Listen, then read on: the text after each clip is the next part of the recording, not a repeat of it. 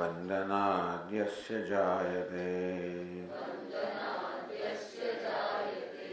गोविन्दं तमहं वन्दे चिदानन्दतनुं गुरुम्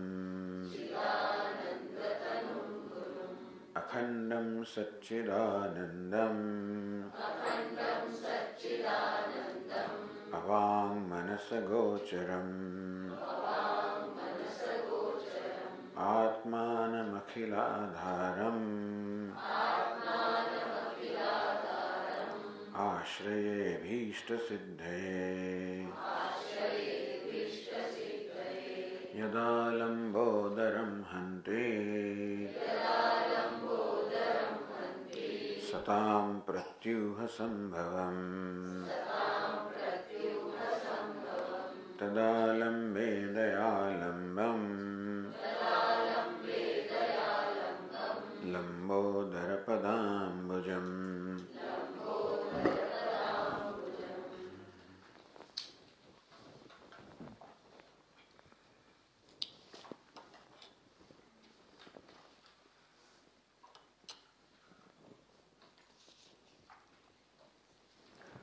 नास्म्यागन्ता नापि गन्ता न हन्ता नाहं कर्ता न प्रयोक्ता न वक्ता नाहं भोक्ता नो सुखी नैव दुःखी साक्षी नित्यः प्रत्यगेवाहमस्मि। સુંદર સુંદર શ્લોકોમાં ગ્રંથકાર આપણને કહે છે કે કેવી રીતે આત્માના સ્વરૂપનું કેવી રીતે ધ્યાન કરવું. નાહમ યોગી નો વિયોગી ન રાગી. યોગી નથી, વિયોગી નથી, રાગી નથી, દ્વેષી નથી. નાહમ ક્રોધી નૈવ કામી ન લોભી. હું ક્રોધી નથી, કામી નથી, લોભી નથી. આ ક્રોધ, કામ, લોભ, રાગ, દ્વેષ સર્વ તો બધી મનની વૃત્તિઓ છે અને હું સભાન છું. અગત્યની વસ્તુ એ છે કે હું સભાન છું, કે મારામાં ક્રોધથી હું સભાન છું, લોભથી સભાન છું. જેને હું સભાન હોઉં એને કરતા હું ભિન્ન છું. નાહમ બધો નાપી યુક્તો ન મુક્ત. હું બદ્ધ પણ નથી, મુક્ત પણ નથી. આ બંધાઓ એ પણ એક ખ્યાલ છે, મુક્તિ એ પણ ખ્યાલ છે. બંધન એક ભ્રમ છે, મુક્તિ ભ્રમની નિવૃત્તિ છે. હું વાસ્તવમાં તો બંધન મુક્ત આ બંનેથી પર છું. સાક્ષી નિત્ય પ્રત્યેકેવાહમસ્મી નાંત પ્રજ્ઞો ન બહિષ્પ્રજ્ઞકો વા. હું તો કે જાગ્રત પણ નથી, હું સ્વપ્ન જોનાર પણ નથી, હું સુષુપ્ત પણ નથી, હું જ્ઞાની પણ નથી, હું અજ્ઞાની પણ નથી.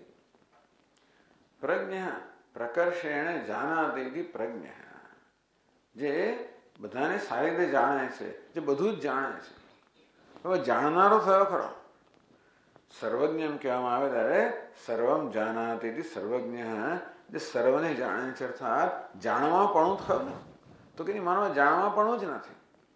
તેથી સર્વને જાણવાપણું પણ નથી અને કશાને નહીં જાણવાપણું પણ નથી. જ્ઞાનીપણું પણ નથી, અજ્ઞાનીપણું પણ નથી. ના હમ શ્રોતા ના પિમંતા ન બોધા, હું સાંભળનાર પણ નથી, મનન કરનાર પણ નથી, જાણનાર પણ નથી. સાંભળવું એ શ્રોત્રેયનો ધર્મ છે, મનન કરવું મનનો ધર્મ છે, જાણવું બુદ્ધિનો ધર્મ છે. સામાન્ય રીતે આ પ્રકારના ખ્યાલ હું સેવતો હોઉં છું. સામાન્ય આ કહેવાની જરૂર એટલા માટે પડી કે કારણ કે આ પ્રકારની મને એક ટેવ પડી ગઈ છે, સ્વભાવ બની ગયો છે કે મનમાં અહંભાવ કરવો અને મન મનન કરતું હોય તો હું મનન કરનાર છું એવું કોઈ પ્રકારના પ્રયત્ન વગર સ્વાભાવિક રીતે જ આવી જાતનો અધ્યારોપ થતો હોય છે. બુદ્ધિ જાણનારી હોય તો હું જાણનાર છું આ પ્રકારનો અધ્યારોપ સ્વાભાવિક જ થાય છે. માટે કહેવામાં આવ્યું ના હમ શ્રોતા ના વિમંતા ન બુદ્ધા સાક્ષી નિત્ય પ્રત્યેકેવાહમસ્મી. હું તો સાક્ષી છું, નિત્ય છું, પ્રત્યેક આત્મા છું. નમે સ્થિતેન્દ્રિય બુદ્ધિયોગ ન પુણ્યલેશોપી ન પાપલેશ ક્ષુધા પિપાસાદિ ષડુર્મિદૂર સદા વિમુક્તોસ્મિ ચિદેવ કેવલ. નમે સ્થિતેન્દ્રિય બુદ્ધિયોગ, દેહ ઇન્દ્રિયો કે બુદ્ધિ સાથે મને કોઈ યોગ નથી, સંબંધ નથી. ન પુણ્યલેશોપી, પુણ્યનો લેશ પણ મારામાં નથી, તેમ પાપનો લેશ પણ મારામાં નથી. પુણ્ય મને સ્પર્શતું નથી, પાપ પણ સ્પર્શતું નથી.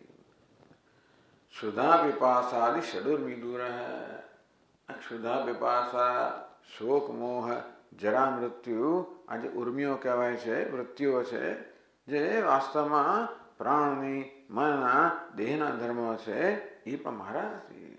સદા વિમુક્તોસ્મિ, હું સદા વિમુક્ત છું, ક્યારે બંધ હતો જ નહીં. મુક્તિ એ જ મારું સ્વરૂપ છે. ચિદેવ કેવલ, હું કેવલ ચૈતન્ય સ્વરૂપ છું. અપાણીપાદો હમ વાગ ચક્ષુષી અપ્રાણેવાસ્મિ મનાહ્ય બુદ્ધિ વ્યોમે પૂર્ણોસ્મિ વિનિર્મલોસ્મિ સદૈક રૂપોસ્મિ ચિદેવ કેવલ. અપાણીપાદ, હું તો હાથ અને પગ વગરનો છું. અવાગ ચક્ષુષી, હું વાણી વગરનો છું, ચક્ષુ વગરનો છું. અપ્રાણેવાસ્મિ, હું પ્રાણ વગરનો છું. અમનાહ, મન વગરનો છું. અબુદ્ધિ, બુદ્ધિ વગરનો છું. વ્યોમયમ પૂર્ણોસ્મિ, વ્યોમની જેમ આકાશની જેમ હું પૂર્ણ છું. વિનિર્મલોસ્મિ, સદા નિર્મળ છું, સદા શુદ્ધ છું. સદૈક રૂપોસ્મિ, મારામાં ક્યારેય પણ પરિવર્તન નથી, કોઈ પ્રકારનો વિકાર નથી. સદા એક રૂપ છું, નિર્વિકાર છું. ચિદેવ કેવલ, હું શુદ્ધ ચૈતન્ય છું, અદ્વિતીય છું. ઇતિ સ્વમાત્માન અવેક્ષમાણ પ્રતીત દૃશ્યમ પ્રવિલાપયન સદા. ઇતિ આ પ્રકારે, આ શ્લોકમાં કયા પ્રકારે સ્વાત્માનમ અવેક્ષમાણ, સતત પોતાના આત્માના દર્શન કરતો, અર્થાત સતત પોતાના સ્વરૂપથી સભાન, સતત પોતાના દર્શન કરવો એટલે કે આત્મા એમ દર્શનનો વિષય નથી, છતાં આ રીતે પોતાને આ રીતે જાણતો. અત્યારે જેવી રીતે મારી જાતને હું જાણું છું જીવ આત્મા રૂપે, એ પરમાત્મા રૂપે જાણતો. પ્રતિદ દૃશ્યમ પ્રવિલાપયન સદા, જે દૃશ્ય છે સતત એને પ્રવિલાપયન, અદૃશ્યમાં અર્થાત દેહમાં, ઇન્દ્રિયમાં, મન બુદ્ધિમાં જે અહમ ભાવ છે એ અહમ ભાવથી સદા મુક્ત. જહાજ વિદ્વાન વિપરીત ભાવન, આ પ્રકારે વિદ્વાન જે છે એ વિપરીત ભાવ અર્થાત દેહાત્મ બુદ્ધિ, ઉપાધિમાં જે સ્વાભાવિક આત્મબુદ્ધિ છે જહાતી એનો ત્યાગ કરે છે. સ્વાભાવિકમ, આ વિપરીત ભાવના સ્વાભાવિક છે અર્થાત જન્મ જન્મથી છે, અજ્ઞાનને કારણે છે. ભ્રાંતિવશાત પ્રતીતમ, અને એ ભ્રાંતિને કારણે જ આ પ્રકારની પ્રતીત થાય છે કે હું કરતા છું, બોધતા છું, મનતા છું. આ પ્રકારે સ્વાભાવિક રીતે વિપરીત ભાવથી પ્રતીત થનારી આ જે ભ્રાંતિ છે એનો સદા જ્ઞાન દ્વારા સતત આ રીતે એનો બાદ કરવાનો નાશ કરતો હોય, ભ્રાંતિનો નાશ કરતો હોય છે. જ્ઞાનાગ્નિ સર્વકર્માણિ ભસ્મસાત કુરુતે તથા, ભગવદ્ ગીતામાં ભગવાને કહ્યું કે આ રીતે જ્ઞાન અગ્નિ સર્વ કર્મોને, સર્વ જ્ઞાનને, સર્વ ભ્રમને આ રીતે બાળી નાખે છે. હવે ગ્રંથકાર આપણને આગળ કહે છે 183 પાના પર 844 શ્લોકથી મુક્તિ શું અને ક્યારે એવો પ્રશ્ન છે. વિપરીતાત્મતા સ્ફૂર્તિ એવ મુક્તિરીતીર્યતે સદા સમાહિતસ્યૈવ સૈષા સિદ્ધ્યતિ નાન્યથા.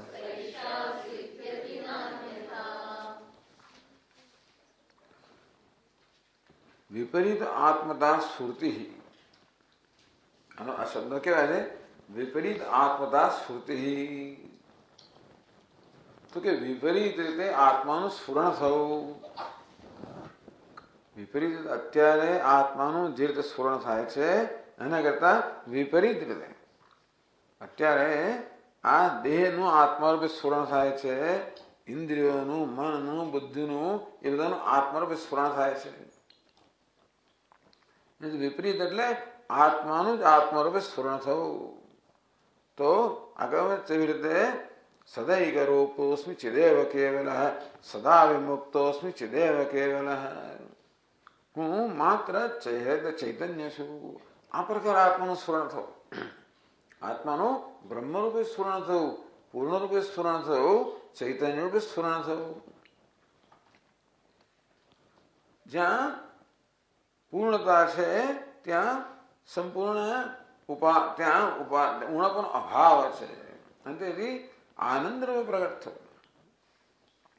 આત્મા જે પોતાની જાતને આનંદ રૂપે, પૂર્ણતા રૂપે પ્રગટ કરે, ઉપાધિમાં અહમ ભાવ હોય ત્યારે આત્મા પોતાને અપૂર્ણ રીતે પ્રગટ કરતો હોય છે. કરતા ભોગતા બધામાં અધૂરપ રહેલી છે, અપૂર્ણતા રહેલી છે, મર્યાદિતતા રહેલી જ છે. પણ વિવેકને કારણે જયારે એને અનાત્મા રૂપે જાણવામાં આવે અને આત્માને આત્મરૂપે જાણવામાં આવે ત્યારે આત્મા જે પોતાનું સ્વરૂપ છે એ રીતે પ્રગટ થાય છે. બસ એટલે આત્મદા સ્ફૂર્તિ, વિપરીત આત્મદા સ્ફૂર્તિ એટલે આત્મદા, આત્માનું જે સ્વરૂપ છે એ પ્રકારે આત્માનું સ્વરૂપ. જો આત્મા તો સતત સ્ફુરી જ રહ્યો છે એટલે કે આત્માને સ્ફુરિત કરવાનો કોઈ પ્રયત્ન નથી. પણ જો એટલે અનાત્મા પણ સ્ફુરિત થઈ રહ્યો છે, આ દેહ પણ સ્ફુરિત થઈ રહ્યો છે, મન પ્રાણ ઇન્દ્રિયો પણ સ્ફુરિત થઈ રહ્યા છે, આત્મા પણ સ્ફુરિત થઈ રહ્યો છે. એક અવિવેક છે કે દેહ ઇન્દ્રિયો વગેરે છે તો દૃશ્ય રૂપે સ્ફુરિત થઈ રહ્યા છે, આત્મા તો દ્રષ્ટા રૂપે સ્ફુરિત થઈ રહ્યો છે. તેથી બે એક અધિકરણમાં એક સાથે નથી, એક સાથે સ્ફુરિત થાય છે પણ એક તો અહમના અધિકરણમાં અને બીજો ઇદમના અધિકરણમાં. એક દ્રષ્ટા રૂપે સ્ફુરિત થઈ રહ્યો છે, બીજું દ્રશ્ય રૂપે સ્ફુરિત થઈ રહ્યું છે. બંને સાથે સ્ફુરિત થઈ રહ્યા છે, તેથી એ બંનેને ભેગા કરી દેવામાં આવે. અર્થાત એ બંને વચ્ચેનો ભેદ છે એ ભેદની નોંધ લેવા, ભેદને પારખવામાં આવતો નથી. એ ભેદને પારખી શકે માટે આ બધા શ્લોકો કયા. નાહમ યોગી નાંત પ્રજ્ઞ નાસ્મિ આગંતા ના પિગંતા ન બોદ્ધ ન કરતા ન પ્રયોગતા ન ભક્તા. કે સતત આજે મન બુદ્ધિમાં પ્રકાશ રહ્યા છે એ આત્મા નથી, એ તો દૃશ્ય છે. એ દૃશ્યો પ્રકાશ રહ્યા છે માટે એને દૃશ્ય જાણવા, અનાત્મા જાણવા. અને આત્મામાં પ્રકાશ જ રહ્યો છે એટલે આત્માને કઈ પ્રકાશિત કરવાનો નથી, આત્માને બ્રહ્મ બનાવવાનો પણ નથી. સદૈક રૂપોસ્મી ચિદેવ કેવલ, હું સદા એક રૂપ છું, ચૈતન્ય સ્વરૂપ છું, તો હકીકત જ છે. પણ જ્યારે અનાત્માને અનાત્મા રૂપે જાણવામાં આવે ત્યારે આત્માને આ રીતે જાણવામાં આવે.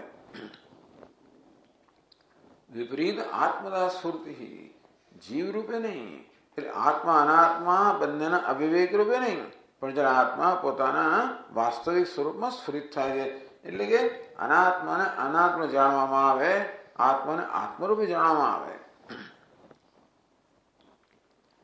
મારું મન એમ જ કહે કે હું બ્રહ્મ છું, આ મન અત્યારે કહી રહ્યો છું હું જીવાત્મા છું. એ જ મન જયારે કહેવા માંડે હું બ્રહ્મ છું, એ પ્રકારે આત્મા પોતાના વાસ્તવિક સ્વરૂપમાં સ્ફૂર્ત થાય. મુક્તિ એટલે આ પ્રકારે આત્માના વાસ્તવિક સ્વરૂપમાં સ્ફુરિત થવું, એને જ મુક્તિ કહેવામાં આવે છે. એ સ્ફુરિત થવાને કારણે પછી જે અવિવેકને કારણે જે બધા જે ગ્રંથિઓ બધી જન્મી હતી એ આપોઆપ નષ્ટ થઈ જાય. એટલે આમ માત્ર આત્માની સ્ફૂર્તિ તો ખરી, પણ આત્મા સ્ફૂર્ત થાય એટલે મારી જાતનું પૂર્ણતયા જાણું, પૂર્ણ રૂપે જાણું. પૂર્ણ રૂપે જાણવાને કારણે કોઈ અપૂર્ણતા ન રહે અને તેથી આ બધા બંધનમાંથી, અપૂર્ણતામાંથી, અસંતોષમાંથી મુક્તિ. સદા સમાહિત્યસ્યૈવ સૈષા સિદ્ધતિ નાન્યથા. આ પ્રકારની મુક્તિ કોને સિદ્ધ થાય? સદા સમાહિતસ્ય, જે સદા સમાહિત છે, જે સદા સમાધિમાં છે. સમાધિ છે જેનું ચિત્ત સતત આત્મામાં એકાગ્ર છે, જે સદા આત્મનિષ્ઠ છે, જેનું ચિત્ત આત્મામાં જ નિષ્ઠ છે. અનાત્મામાં અનાત્મા રૂપે જાણવાને કારણે જેનું ચિત્ત આત્મામાં નિષ્ઠ છે. એના માટે આ પ્રકારની મુક્તિ શક્ય છે, એના માટે સિદ્ધ છે, બાકી નથી સિદ્ધ. ગ્રંથકાર કહી રહ્યા છે કે પ્રયત્નપૂર્વક આપણે આ રીતે આત્માના વાસ્તવિક સ્વરૂપને ઓળખીને એમાં નિષ્ઠ થવાનો પ્રયત્ન કરવો જોઈએ, અને તો જ મુક્તિ છે. અને અન્યથા અન્ય રીતે મુક્તિ નથી. એ આગળ સમજાવે છે, પછીના શ્લોકમાં કહે છે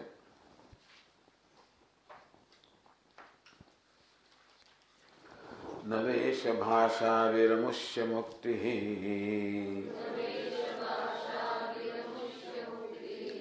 યા કેવલાખંડ ચિદાત્મના સ્થિતિ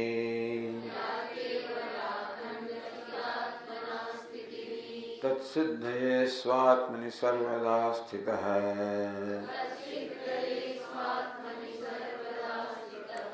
જહ્યાદહંતાં મમતાં ઉપાધો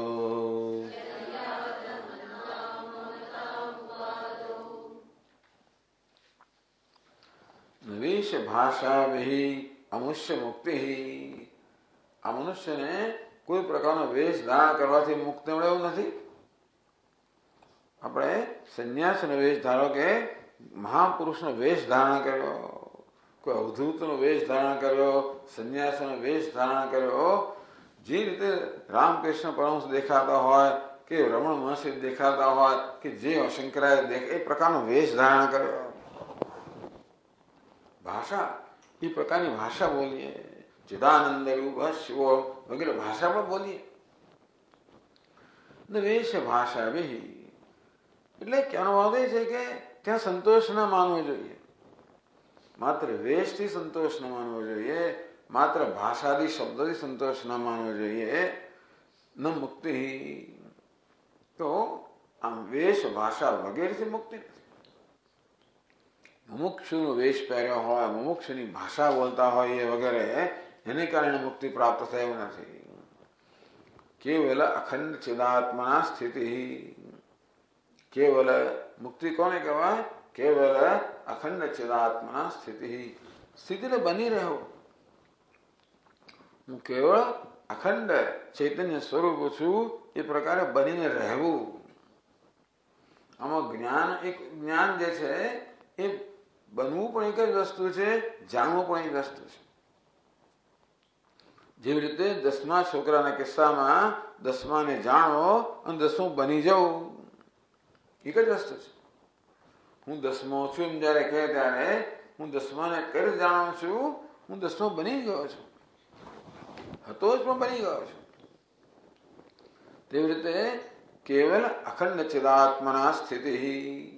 હું કેવળ અખંડ ચિદાત્મા છું એ પ્રકારની સ્થિતિ, એ પ્રકારની નિષ્ઠા, એ પ્રકારે બનીને રહેવું. સ્થિતિ કોને કહેવાય? જેમાં કોઈ પ્રકારનો પ્રયત્ન નથી. શરૂઆતમાં બધો ખૂબ પ્રયત્ન હોય. નિધિધ્યાસનમાં આગળના શ્લોકોમાં કે પ્રમાણે ઘણા પ્રયત્નો હોય. એ પ્રયત્નના પરિણામે ધીમે ધીમે જ્યારે પેલી વિપરીત ભાવના દૂર થતી જાય તેમ તેમ ધીમે ધીમે આ વસ્તુ વધારે વધારે સરળ થતી જાય. છેવટે એક દિવસ એવો આવે જ્યારે કોઈ પ્રકારના પ્રયત્નની આવશ્યકતા ના રહે અને હું યથા દેહોહમ તત્વબોધનું વર્ણન કરે કે જેવી રીતે અજ્ઞાની મનુષ્ય હું દેહ છું, બ્રાહ્મણ છું, એ કેવી સહજતાથી કહેતો હોય એટલી સહજતાથી જયારે કહેવામાં આવે કેવલ અખંડ ચિદાત્મના સ્થિતિ. હું કેવલ છું, અખંડ છું, ચિદાત્મા છું. એ પ્રકારની જયારે સ્ફૂર્ણા હોય, એ પ્રકારનો જયારે સ્વભાવ બની જાય એને યા મુક્તિ. આ પ્રકારની સ્થિતિને મુક્તિ કહેવામાં આવે છે. કોઈ વેશને, કોઈ ભાષાને કે બહારના કોઈ ચિહ્નોને મુક્તિ કહેવામાં આવતી નથી. જાણે છતાં બસ સ્પષ્ટ કરે છે. વિવેક છોડામાં કહેવામાં આવ્યું કે હું બ્રહ્મ છું, બ્રહ્મ છું એ પ્રકારની વાણીથી કે બધા શબ્દોથી નથી બની જવાય, પરંતુ એ શબ્દોનો શું અર્થ છે એ જયારે વાસ્તવિકતા બને ત્યારે વાસ્તવમાં મુક્તિ છે, ત્યારે જ્ઞાન છે. બાકી પોપટ પેલો બોલતો હોય જો ભાઈ આ શિકારની જાતિ ચેતજો, શિકારની જાતિ ચેતજો, શિકારની જાતિ ચેતજો બોલે વિચારો, એનો અર્થ ખબર ના હોય એટલે પેલો જાળ પાથરે એમાં ફસાઈ પણ જાય અને તો બોલ્યા કરતા હોય. એટલે કોઈ માત્ર શબ્દનું ઉચ્ચારણ કરવાથી પણ મુક્તિ નથી.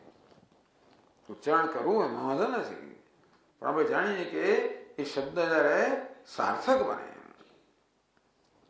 એ શબ્દનો અર્થ સ્ફુરે. બસ આટલું આપણે કામ કરવાનું છે. શબ્દ અને અર્થ. અત્યારે જે શબ્દો બોલાઈ રહ્યા છે એના અર્થો મનમાં સ્ફુરતા હોય છે, કારણ કે એ શબ્દનો અર્થ જાણવા માટે આપણા પૂરતા સંસ્કાર છે. ભાષાના સંસ્કાર છે, આ વિષયના સંસ્કાર છે, અને માટે આ જે શબ્દો બોલાઈ રહ્યા છે એનો અર્થ સ્ફુરતો હોય છે. તેવી રીતે હું બ્રહ્મ છું એ શબ્દ બોલાય ત્યારે એનો અર્થ સ્ફુરે. એ કામ આપણે કરવાનું છે. જેવી રીતે ભાષા શીખવાના પ્રયત્નમાં આપણે શું સિદ્ધ કર્યું કે એ શબ્દ બોલાય અને તરત આપણો અર્થ સ્ફુરે. શરૂઆતમાં અંગ્રેજી ભાષા શીખતા ત્યારે શબ્દ બોલાય તો વિચારો એનો શું અર્થ થાય. ધીમે ધીમે ધીમે પછી એવો સમય આવ્યો જ્યારે એ શબ્દોનો અર્થ પણ સ્ફૂર્તો થઈ ગયો પૂરતા પ્રયત્નના પરિણામે. તેવી રીતે શાસ્ત્રના શબ્દ છે કે ભાઈ ચિદેવ કેવલોસ્મિ અખંડ ચિદાત્મા, હું તો કેવલ અખંડ ચિદાત્મા અહમસ્મિ. આ શબ્દો જયારે એનો અર્થ સ્ફુરે એ પ્રકારની મનની સ્થિતિ તૈયાર કરવી એ આપણી સાધના છે. તો ભાષાના શબ્દો અત્યારે અર્થ સ્ફુરે છે. અત્યારે કોઈ ફ્રેન્ચ ભાષા બોલે કે બીજી આપણી અજાણી ભાષા બોલે તો એનો અર્થ ન સ્ફુરે, કારણ કે એ પ્રકારના સંસ્કાર આપણા મનમાં નથી. અત્યારે અહમ બ્રહ્માસ્મિ એ ફ્રેન્ચ ભાષાના શબ્દો જેવા કહેવાય. શબ્દો ખરા અર્થ ન સ્ફૂરતો હોય તો એ શબ્દ પોતાનું કામ કરતા નથી, અને તેથી એ કરવાનું આપણું કામ છે. એનું બધું એ અંતઃકરણ શુદ્ધ હોવું જોઈએ અને જોડે જોડે વેદાંતના શ્રવણ મન વગેરેના ખૂબ સંસ્કાર હોવા જોઈએ. એ પ્રકારે સંસ્કૃત મનમાં એટલે ભગવાને કહ્યું ને ત્યાં આગળ યતંતો યોગિનશ્ચૈનમ પશ્યંત્યાત્માનવસ્થિતમ યતંતોપ્ય કૃતાત્માન. જેનું અંતઃકરણ સંસ્કૃત નથી એટલે કે સંસ્કાર નથી પડ્યા એ આ વસ્તુ પ્રયત્ન કરવા છતાં પણ જાણતો નથી. મુક્તિયા કેવલ અખંડ ચિદાત્મના સ્થિતિ. કેવલ અખંડ ચિદાત્મા રૂપે હોવું, રહેવું, બની રહેવું. સ્થિતિ અને કહેવાય જેમાં કોઈ પ્રયત્ન નથી અને તેથી પછી શબ્દોની પણ જરૂર નથી. બે પ્રકારે બની રહેવું. એટલે કહે છે બીજી પંક્તિમાં તત્સિદ્ધે સ્વાત્મની સર્વદા સ્થિત. આ પ્રકારની મુક્તિ કે અખંડ ચિદાત્મા રૂપે હું બની રહું એ જ હોવ, એમાં જ મારી નિષ્ઠા હોય, એમાં જ મારી સ્થિતિ હોય, એ જ મારા સહજ હોય. એ માટે તત્સિદ્ધે સ્વાત્મની સર્વદા સ્થિત. એ સિદ્ધ કરવા માટે સદા પોતાના આત્મ સ્વરૂપમાં સ્થિતિ કરવાનો સતત પ્રયત્ન કરવો જોઈએ. એને મળે જહ્યાત અહંતામ મમતામ ઉપાધૌ. એ મળે સતત પ્રયત્નપૂર્વક ઉપાધિમાં અહમતા, આ દેહમાં હું પણ, મન બુદ્ધિમાં હું પણ, આ જે છે ઉપાધિમાં અહંતા, અથવા આ દેહ મારો છે, આ ઘર મારું છે, આ વસ્તુ મારી છે, એ પ્રકારની મમતા. જહ્યાત અહંતા મમતા ઉપાધૌ. સતત ઉપાધિમાં અહંતા અને મમતાનો ત્યાગ કરો. ક્યારેક ઉપાધિને અહમ કહું છું, ક્યારેક ઉપાધિને મમ કહું છું. ક્યારેક દેહમાં જ અહમ ભાવ થઈ જાય છે, ક્યારેક દેહને મારો દેહ કહું છું. ક્યારેક મનમાં અહમ ભાવ થઈ જાય છે, ક્યારેક મનને મારું મને પણ કહેતા હોઉં છું. પણ અહમ તો ખોટું છે, આ મમ પણ ખોટું છે. આ મારો દેહ જયારે કહું ત્યારે એ દેહ મારો નથી અને તેથી એ દેહને ધરાવનારો વ્યક્તિ બની જાઉં છું. તેથી દેહ હું નથી તેમજ મારો પણ નથી. નમે દ્વેષ રાગ, હું દ્વેષ રાગ નથી, દ્વેષ રાગ મારા પણ નથી. જહ્યાદહંતામ મમતામ ઉપાધૌ. એ માટે સતત ઉપાધિમાં અહંતા, અહંકાર અને મમકાર જે પેલા સ્વાભાવિક છે, અજ્ઞાનને કારણે છે, આપણી જન્મની ટેવને કારણે છે, ઉપાધિમાં અહમ બુદ્ધિને કારણે છે. સતત સભાન બનીને ઉપાધિમાં અહંતા અને મમતાનો સતત ત્યાગ કરવા માટે પ્રયત્ન કરવો જોઈએ. અંતો પછી આ પ્રકારે તત્સિદ્ધે, તો સ્વાત્મામાં આત્મામાં સિદ્ધિ પ્રાપ્ત થાય. અહંતા અને મમતા એ જ વાસ્તવમાં આત્મામાં નિષ્ઠ થવા માટેનો અવરોધ છે. તેથી જે અવરોધ અને વિપરીત બુદ્ધિ કહેવામાં, વિપરીત ભાવના કહેવામાં આવે, એ સતત આ પ્રકારે વિપરીત ભાવનામાંથી મુક્ત થવાનો સતત પ્રયત્ન કરવો જોઈએ.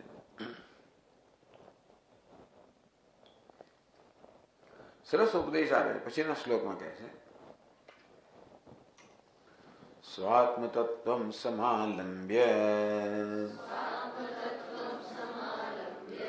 કુર્યાત પ્રકૃતિનાશનમ તેનૈવ મુક્તો ભવતિ નાન્યથા કર્મ કોટિભિઃ.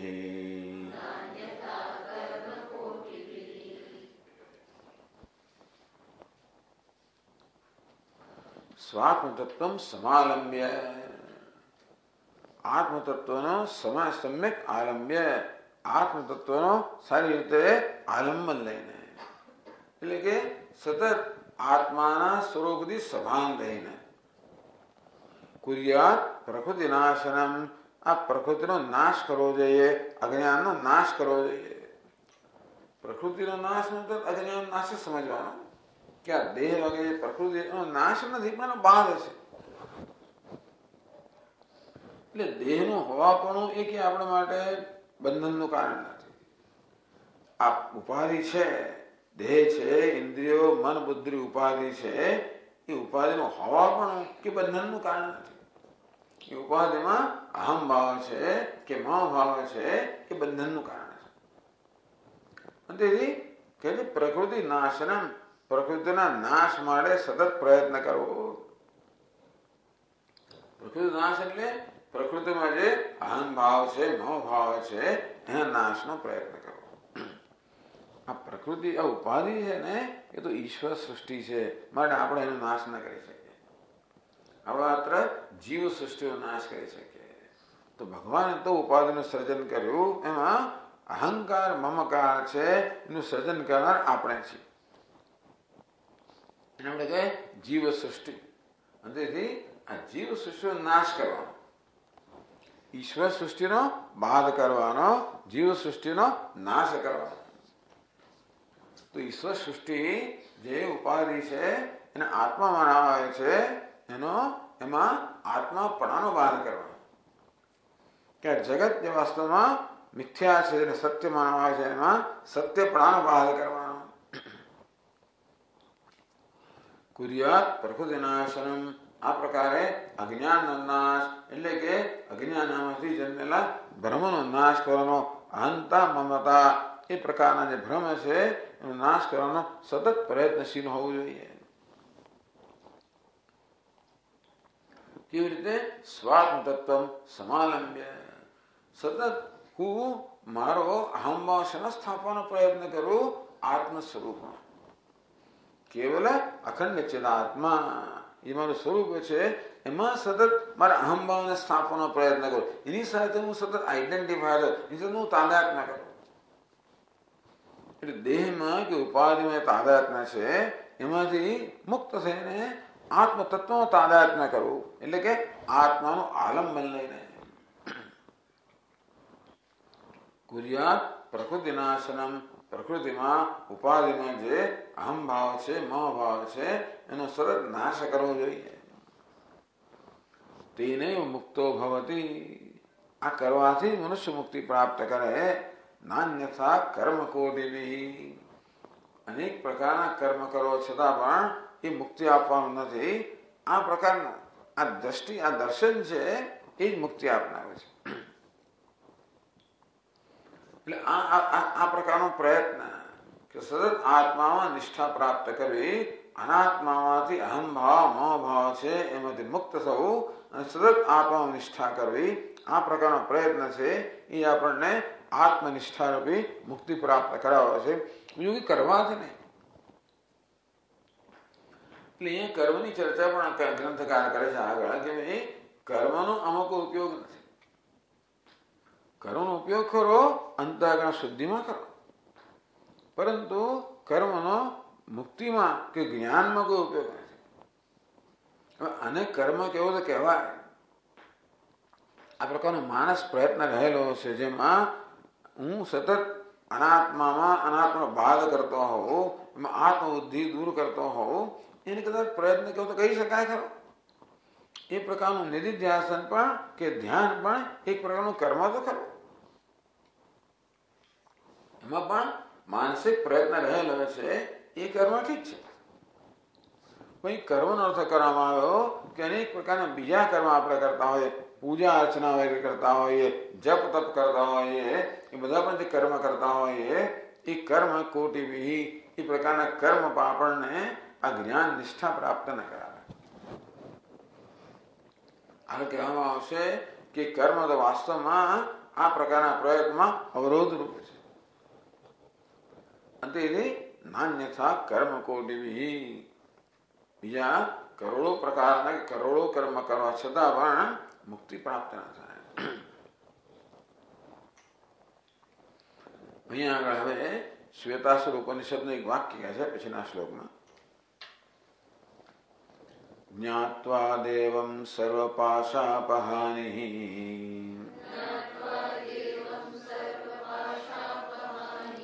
ક્ષીણૈઃ ક્લેશૈર્જન્મ મૃત્યુ પ્રહાણિઃ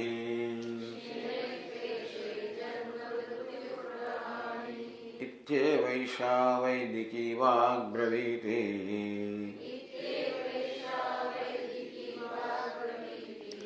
क्लेशक्षत्यां जन्म मृत्यु प्रहाणिम्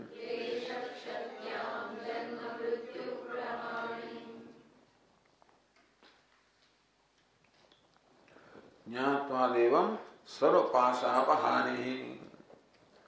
દેવ એટલે આત્મા, આત્મદેવને જાણીને સર્વપાશ અપહાનિ, બધા બધા પાશ છે એ પાશ નષ્ટ થઈ જાય છે, છૂટી જાય છે, દૂર થઈ જાય છે. કયા પાશ છે? અહંકાર મમ ગ્રંથિ. અહંકાર મમકાર વાસ્તવમાં પાશ છે. એટલે પાશ એટલે પેલો ગાળો. જેમ દોરડાના ગાળામાં આપણે કોઈ પશુને બાંધીએ ને એવી રીતે જાણે કે મનુષ્ય બંધાઈ ગયો હોય છે. એટલે આપણા દેવતાઓ પણ પાશ અંકુશ વગેરે ધારણ કરતા હોય છે. ગણપતિ પણ પાશ ધારણ કરતા હોય, અંકુશ ધારણ કરતા હોય, દેવીઓનો પાશ ધારણ કરતા હોય, પકડવા માટે, અંકુશથી એનું નિયંત્રણ કરવા માટે. એ તો જાણે દુશ્મન માટે છે. આજે પાશ અંકુશ ધારણ કરે છે એ ભક્તો માટે નથી, એ તો ભક્તોનું રક્ષણ કરવા માટે, પણ દુષ્ટો માટે. દૂર હોય તો આમ પાશ ફેંકેલું પકડે, અંકુશનું નિયંત્રણ કરે. તો યુદ્ધ કરવાની એ દિવસોમાં જે પ્રકારની પદ્ધતિ, એ પ્રકારના અસ્ત્રો શસ્ત્રો છે. હવે તો તમારે રોકેટો રાખવા પડે, તો બીજું કંઈ રાખવું પડે તમારે. હવે હાથમાં કે એટમ બોમ્બ રાખવાનું ના, હાથમાં તો એટલે તમારે તો ખાલી સ્વિચ જ દબાવવાની હોય. તો જુદા પ્રકારના અસ્ત્ર શસ્ત્રો જોઈએ શત્રુને મારવા માટે. પણ આ તો સિમ્બોલિક, ટૂંકમાં આ પ્રતિક રૂપ છે. પણ એટલે પશુપતિ, પતિ જાણે પશુનો પતિ છે, અને પેલા જાણે જેવી રીતે પશુનો પાશથી બાંધેલો છે. તો ભગવાન શિવજીને પશુપતિ કહેવામાં આવે છે. આ જીવ પશુ છે અને ભગવાન પશુના પતિ છે. અને જાણે કે આ પશુને પાશથી બાંધવામાં આવ્યો છે. તો પશુને પાશથી બાંધવામાં આવે, પેલો બળદ હોય વગેરે દોરડાના ગળાથી બાંધવામાં આવે. તેવી રીતે જીવરૂપ પશુને જાણે કે પાશથી બાંધવામાં આવ્યો છે. એ કેવો પાશ છે? અવિદ્યા, કામ, કર્મ કે અહંકાર, મમકાર, આ પાશ છે. કોઈ ભૌતિક પાશ નથી. છતાં પણ બંધાયેલો છે માણસ બિચારો. કેવો બંધાયેલો ને કેવો સતત બિચારો પીડાતો હોય છે અંદરથી. એક અથવા બીજી રીતે સતત અંદરથી પીડાતો હોય છે.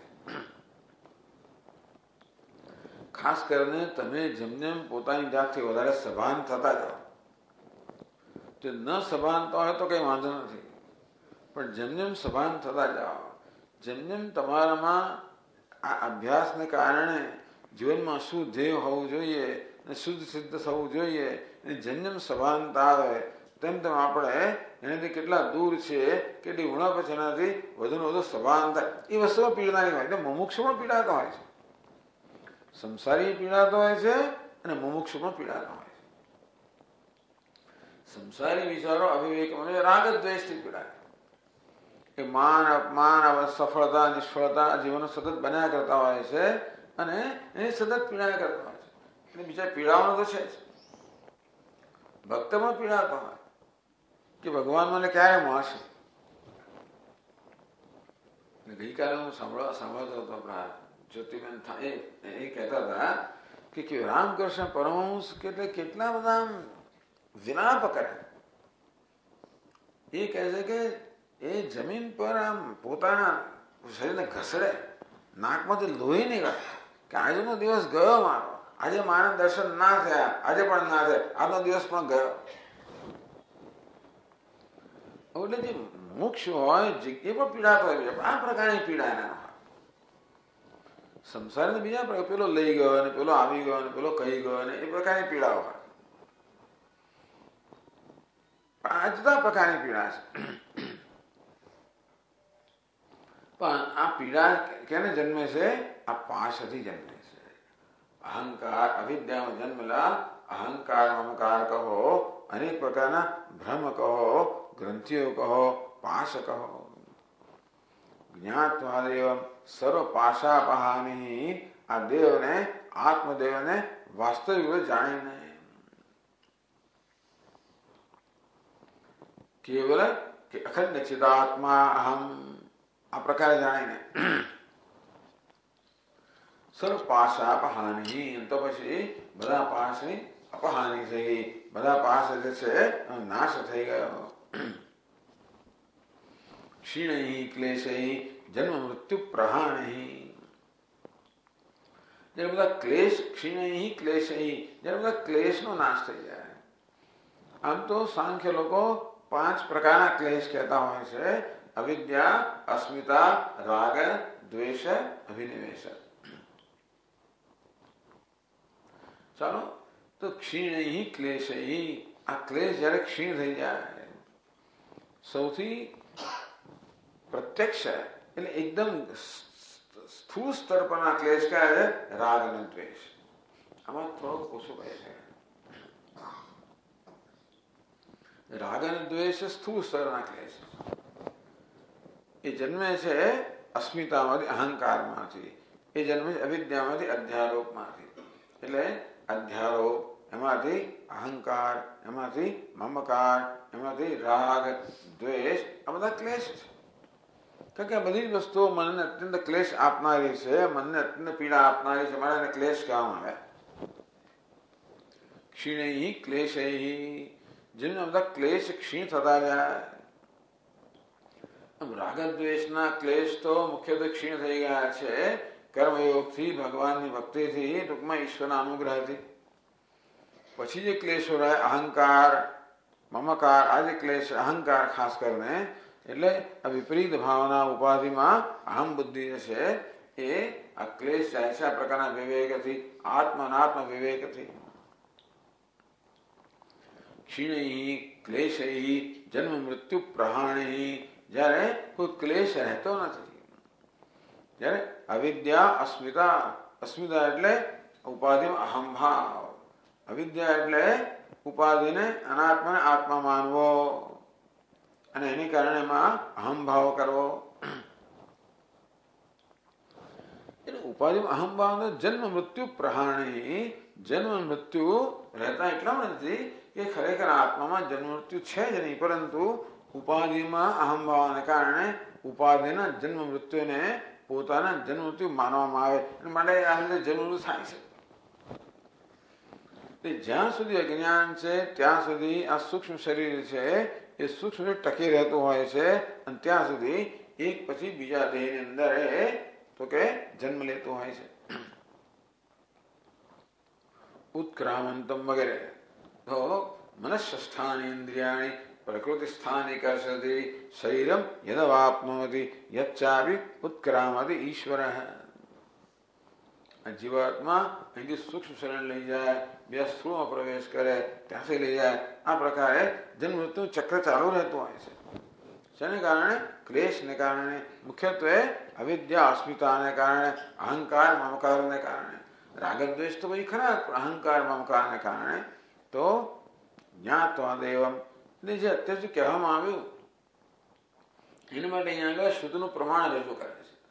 ગ્રંથકારે આટલા શ્લોકોમાં જે કહ્યું એ શાસ્ત્ર સંમત છે, એ માટે શાસ્ત્રનું પ્રમાણ અહીંયા કહેવામાં આવ્યું કે આ જ વસ્તુ શ્વેતાશ્વર ઉપનિષદ પણ કહે છે. ક્ષીણૈ ક્લેશૈ જન્મ મૃત્યુ પ્રહાણૈ, આ ક્લેશો નાશ થયા પછી જન્મ અને મૃત્યુથી પણ સંપૂર્ણ છુટકારો થયો.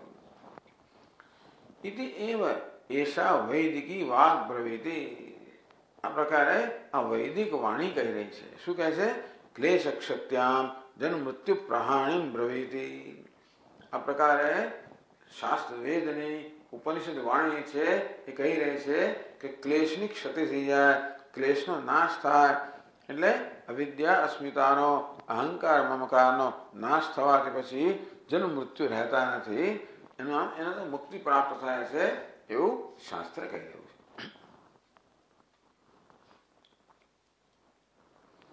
એટલે એ જ વિચારને આગળ બીજા શ્લોકમાં કહે છે ભૂયો જન્માદ્ય પ્રસક્તિર વિમુક્તિ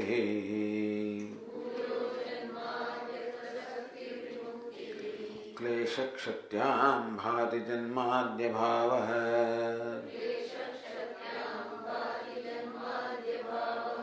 ક્લેશ ક્ષત્યા હેતુરાત્મૈકનિષ્ઠા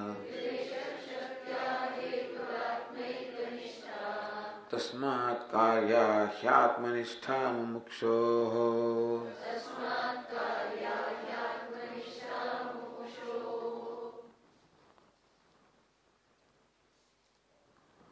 ભૂયો જન્માદિ અપ્રસક્તિ વિમુક્તિ.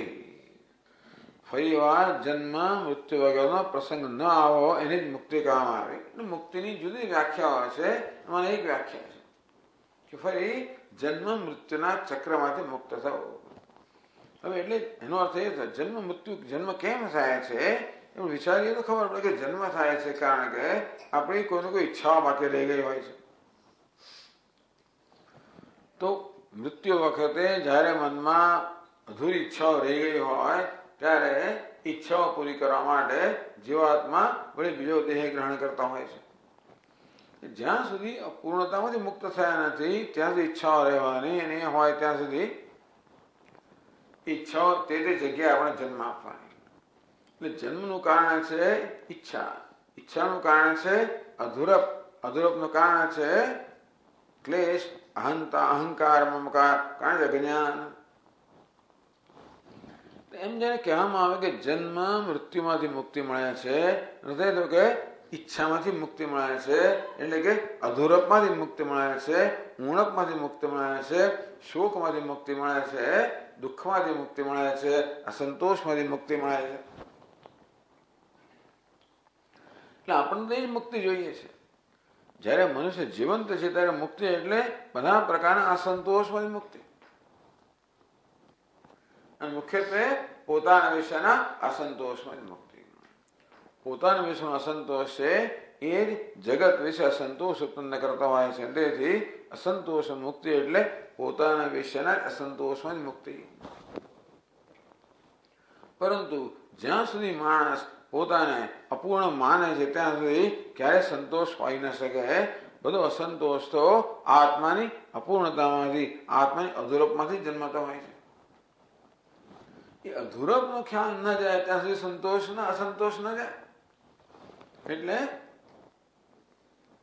મને જયારે આત્મનિવ આત્મના તુષ્ટ, જયારે મનુષ્યને પોતાની સંપૂર્ણ તુષ્ટિ પ્રાપ્ત થઈ હોય ત્યારે હવે કોઈ ઈચ્છાને અવકાશ નથી.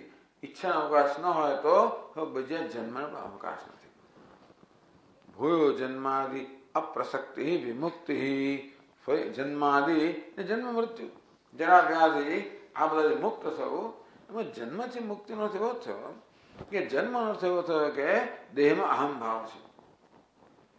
જયારે જન્મ થાય એનો અર્થ એ કે દેહમાં અહમ ભાવ સાથે જ જન્મ થાય. તેથી બધા સંસ્કાર લઈને આપણે આવતા હોઈએ છીએ.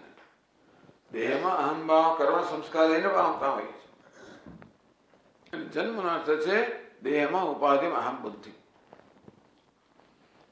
એટલે આ જન્મમાં ઉપાધિ અહમ બુદ્ધિ મુક્ત થઈ ગયા, મુક્ત થઈ ગયા અને તો પછી બીજો દેહ લેવાનો પ્રશ્ન રહેતો નથી.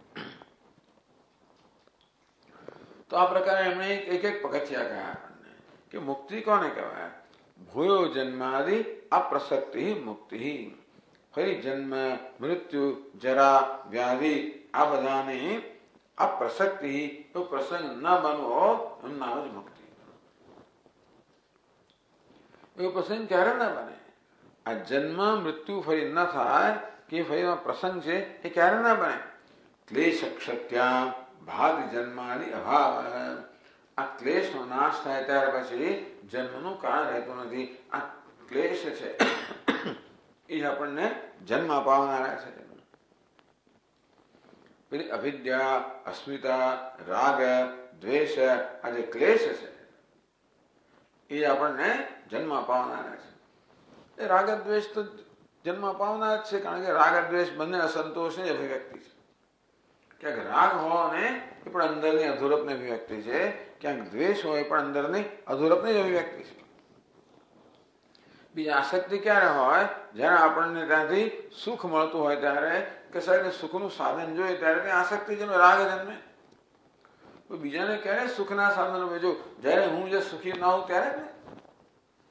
બીજી વસ્તુને સુખનું સાધન ક્યારે માનો? જ્યારે હું પોતે સુખનું સાધન ન હોઉં ત્યારે. એટલે ક્યાંક રાગ હોવો એ પણ આંતરિક અધૂરપની અભિવ્યક્તિ છે, ક્યાંક દ્વેષ હોવો એ તો ખરી છે. આમ રાગ દ્વેષ રૂપી ક્લેશો જે મમકારથી જન્મ્યા, અહંકાર જન્મ્યા, આ બધા ક્લેશ છે. ક્લેશ ક્ષત્યામ, આ પ્રકારના ક્લેશ એટલે અહંકાર, મમકાર, રાગ દ્વેષ એની ક્ષતિ થઈ જાય, નાશ થઈ જાય ત્યારે જન્માદિ અભાવ, જન્મ હોવાની કોઈ સંભાવના નથી, જન્મ હોવાની જરૂર નથી. આ જન્મ છે ને એ જરૂરિયાતનું પરિણામ છે. આપણે જન્મ્યા છે કશીક જરૂરિયાત લઈને જન્મ્યા છે. એ જરૂરિયાત પૂર્વના ભાવમાં પૂરી ન થઈ માટે એ પૂરી કરવા જન્મ્યા છે. કઈ જરૂરિયાત છે? બસ પૂર્ણ થવાની જરૂરિયાત છે, મુક્ત થવાની જરૂરિયાત છે, પૂર્ણ થવાની જરૂરિયાત છે, સંપૂર્ણ સંતોષની જરૂરિયાત છે. એ પૂરી ન થઈ માટે એ જરૂરિયાત પૂરી કરવા આપણે જન્મ લેતા હોઈએ છીએ. ક્લેશ ક્ષત્યા, પણ જ્યારે પેલો અનાત્મા પર આત્માનો અધ્યારોપ ન થાય, આત્માને અપૂર્ણ જાણવા ન આવતો હોય, આત્મા પૂર્ણ છે એવું વાસ્તવિક જ્ઞાન હોય ત્યારે કોઈ પ્રકારનો ક્લેશ નથી, અને ત્યારે જન્મ વગેરેનો આ સ્વાભાવિક અભાવ છે. તો જન્મ મૃત્યુ ફરી પ્રાપ્ત ન થવું એને મુક્તિ કહેવામાં આવતી હોય તો એ જન્મ મૃત્યુની પ્રાપ્તિમાંથી મુક્તિ ક્યારે થાય? જ્યારે અજ્ઞાન દૂર થાય, જન્મલા અપૂર્ણતા દૂર થાય, અસંતોષ દૂર થાય. તો ચાલો ભાઈ, આ ક્લેશનો નાશ કેમ કરવા? ક્લેશ ક્ષત્યા હેતુરાત્મિક નિષ્ઠા. આ ક્લેશ ક્ષત્યા આ કઈ વિભક્તિ છે? ક્લેશ ક્ષત્યા કઈ વિભક્તિ છે?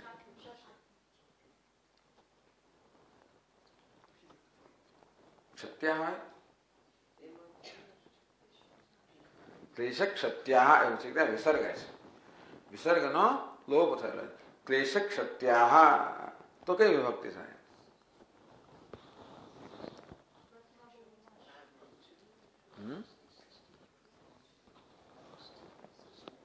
મતિ શબ્દના કયો રૂપ થાય છે? મત્યા. મત્યા કઈ વિભક્તિ?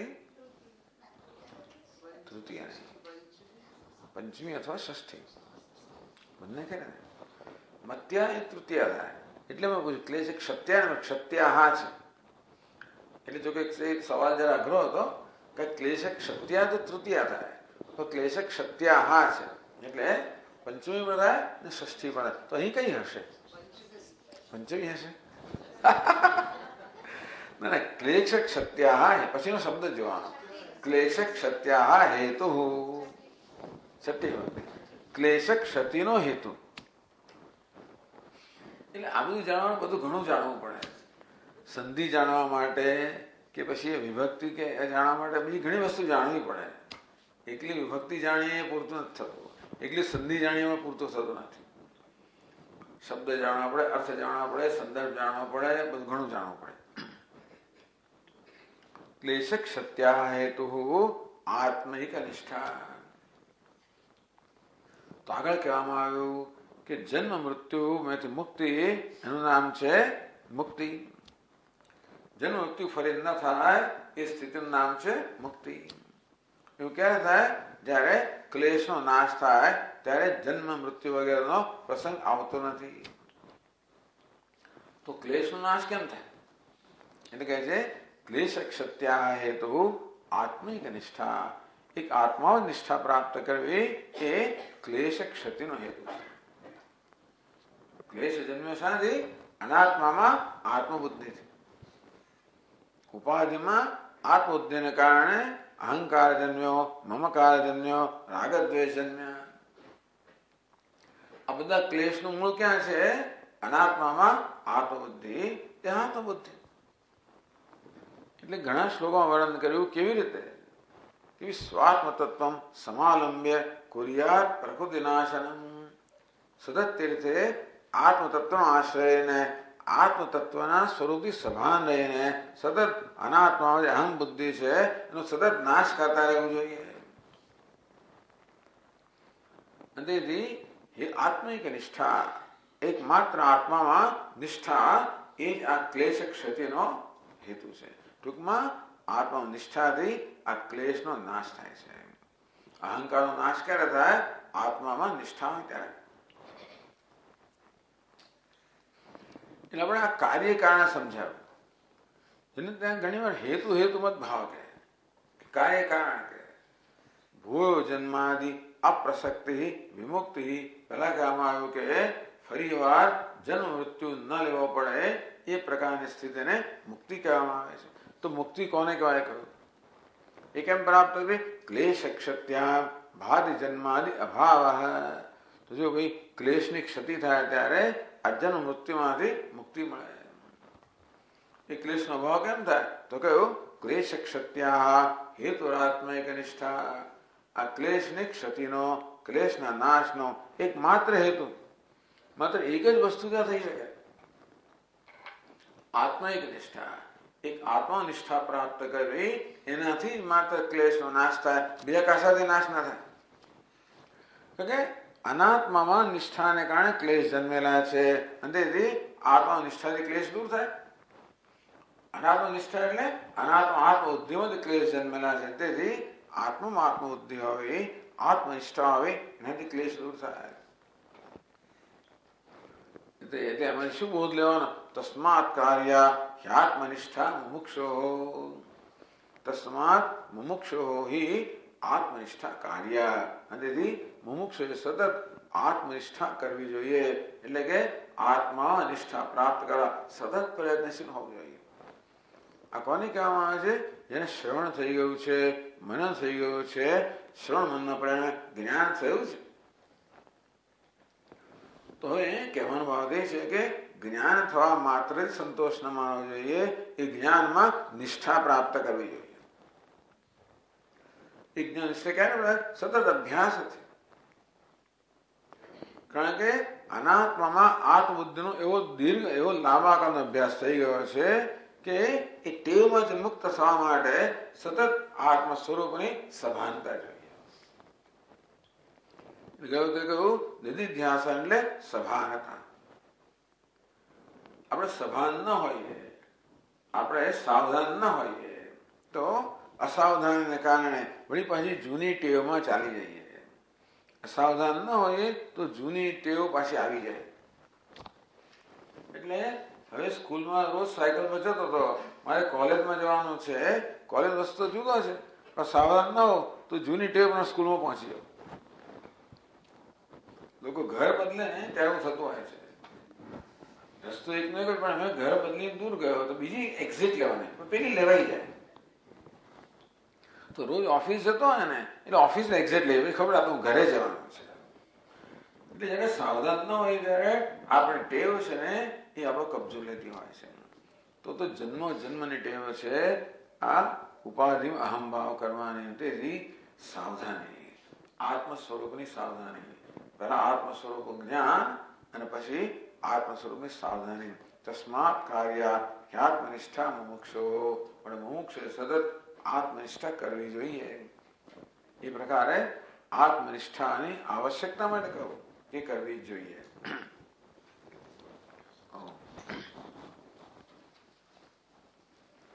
ઓમ પૂર્ણમદ પૂર્ણમિદં પૂર્ણાત પૂર્ણમુદચ્યતે પૂર્ણસ્ય પૂર્ણમાદાય પૂર્ણમેવાવશિષ્યતે. ઓમ શાંતિ શાંતિ શાંતિ. શંકરં શંકરાચાર્યં બાદરાયણં सूत्रभाष्यकृतौ वन्दे भगवन्तौ पुनः पुनः. ईश्वरो गुरुरात्मेति मूर्तिभेदविभागिने